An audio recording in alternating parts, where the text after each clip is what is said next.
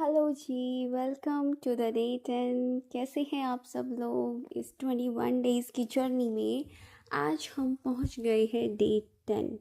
Okay, so from past few days as all we know, हम लोग सफाइयों में लगे हुए हैं। किसकी? न्यू ईयर की। जैसे दिवाली पे सफाइयाँ होती हैं ना, लोग घरों का कूड़ा कचरा बाहर निकाल के फेंक देते हैं। तो जी हमारे भी यहाँ लाइफ से नेगेटिविटी की सफाइयाँ चल रही हैं। ठीक है। और अपनी लाइफ के अलग अलग फील्ड्स में हम लोग क्लीनिंग कर रहे हैं अपनी एनर्जीज़ को। तो आज हम बात करेंगे मनी के ऊपर, पैसों के ऊपर। तो किस किस को लगता है कि पैसा कम है या और होना चाहिए? सबको लगता होगा ना। तो क्या जो अभी पास में है, कभी उसके लिए शुक्रगुजार हुए? कभी वो थैंकफुलनेस, वो ग्रेटिट्यूड वाली फीलिंग आपके अंदर आई? नहीं, हमेशा कम लगता है। हमेशा कंप्लेंट्स रहती हैं, कुछ ना कुछ। देखो, आज तक जो कुछ भी है हमारे पास, ऐसा तो नहीं है कि सब कुछ फ्री में मिला है। जितना भी मिला है, जो भी मिला है, कम या ज़्यादा मिला है, हर चीज़ हमारी पैसे से जुड़ी हुई है।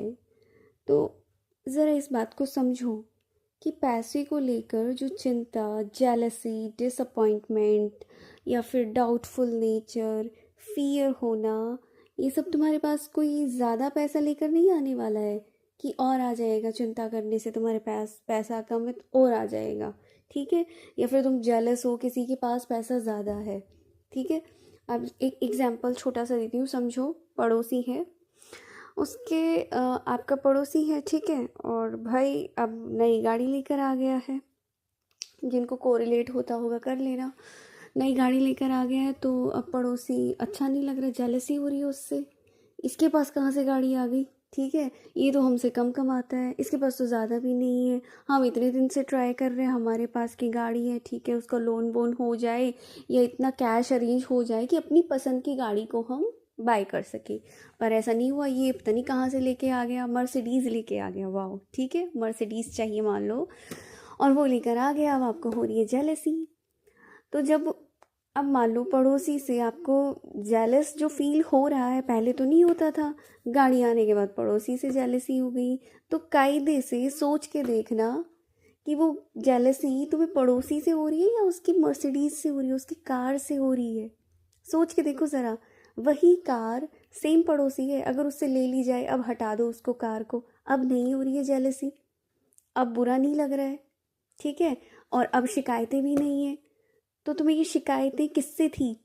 पैसों से, उसके अबंडेंस से, उसकी कार से, उस मर्सिडीज से। तो तुम्हें क्या लगता है, जिस चीज़ के लिए तुम शिकायतें कर रहे हो वो तुम्हारे पास आएगी?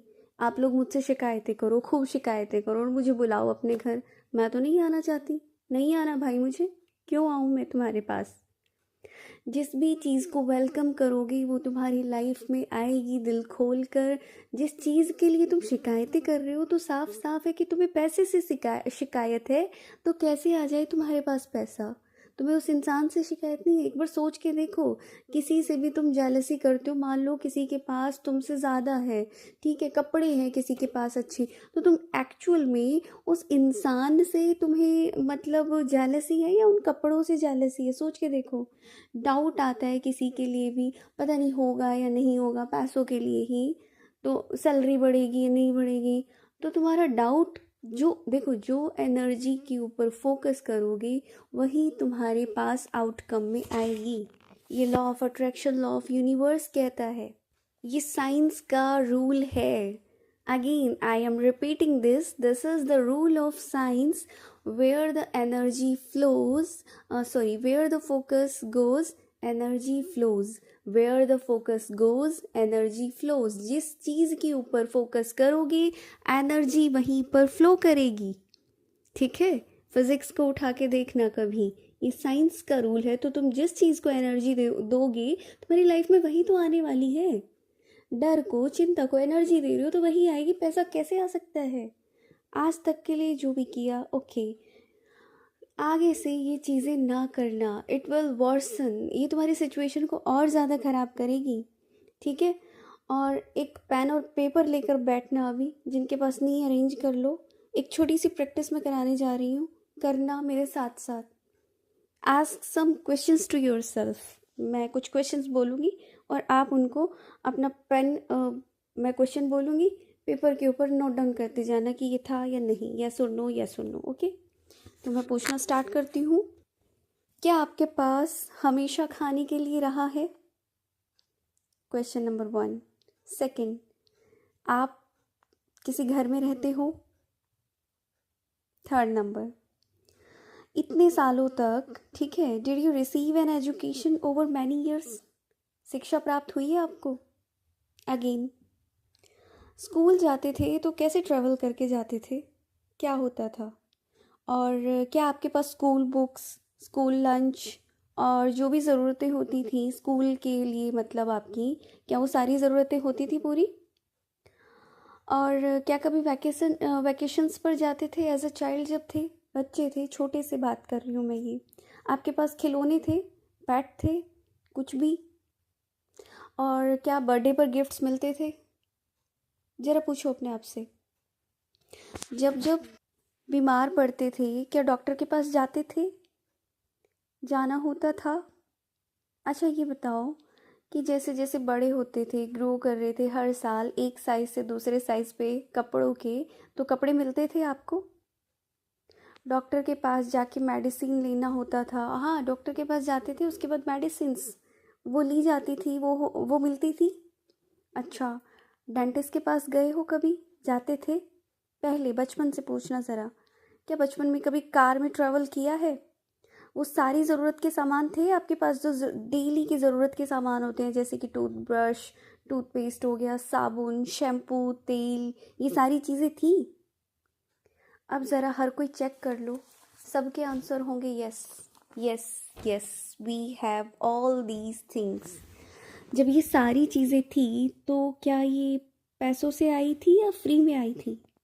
आपके नहीं लगे वो अलग बात है, ठीक है, आपके नहीं लगे वो अलग बात है, बट चार्जेस थे ना, किसी की हार्ड अर्न मनी थी, उस पैसे से आपकी पालना हुई है, अपब्रिंगिंग हुई है, जो कि आपने कमाया तक नहीं। जब आपने कमाया भी नहीं था, उस पैसे से भी अगर आपकी पालना हो सकती है, वो तब भी आपकी ज़रूरतें पूरी कर सकता है ये यूनिवर्स, ये ब्रह्मांड, वो शक्ति, वो हायर कॉन्शियसनेस जिसने तुम्हें इस धरती पर उतारा होगा। वो बोलते हैं एक मतलब बहुत प्यारी सी कहावत है, ठीक है, बहुत जनरल में अगर किसी ने सुनी हो कि जिसने पेट दिया है ना वो खाने को भी देगा, और देता है। वो तुम देख लो कि तुम कहाँ चीज़ों को गड़बड़ करते हो। तो हर किसी को कुछ ना कुछ तो मिलता ही है। अब ये देखो ज़रा, आपको ये जो सब कुछ मिला है ना, विदाउट एनी चार्ज, हमने पे नहीं किया है बचपन से, ठीक है, तब भी हमारी ज़रूरतें पूरी हुई होंगी। तो कितना धन लगा हुआ है हमारे ऊपर, पैसा। कैसे कह सकते हो तुम्हें कि पैसा नहीं मिलता है? कैसे कह सकते हो कि तुम पैसा ट्रक नहीं कर सकते या तुम्हें मिला नहीं है? उल्टा तुम्हें जो मिला तुम कभी उसके लिए शुक्रगुजार तक नहीं हुए, कैसे तुम्हें और मिल जाए? ज़रा सोचो आज क्या करना है। अब पॉइंट पर आ जाओ सीधा। फॉरगिवनेस फॉर मनी, मनी के लिए फॉरगिवनेस प्रेयर करनी है। मैं एक एक एरिया में जाके फॉरगिवनेस करा रही हूँ। पहले पेरेंट्स के लिए कराया, ठीक है, अपनी लाइफ की जो भी ऐसी सिचुएशंस थी उसके लिए कराया। कोई एक ऐसी सोल को हमने चूज़ किया जिससे बहुत ज़्यादा ही गड़बड़ है हमारे रिलेशन, वहाँ से फॉरगिवनेस। आज आपको पैसे के लिए फॉरगिवनेस प्रेयर करनी है, सेम प्रेयर रहेगी।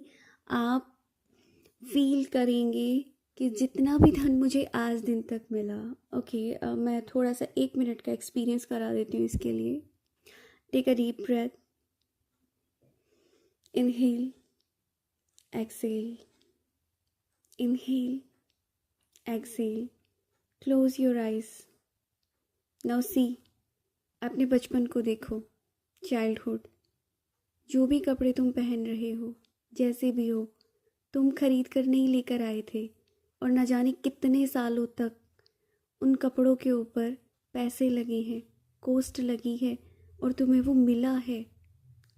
ज़रा उसके लिए थोड़ा सा शुक्रगुजार तो हो जाओ।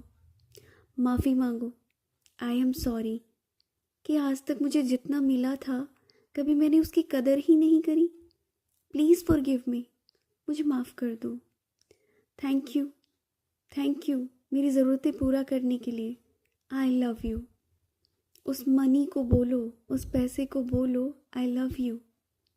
आई एम सॉरी कि मेरे पास होते हुए भी मैंने शिकायतें करी।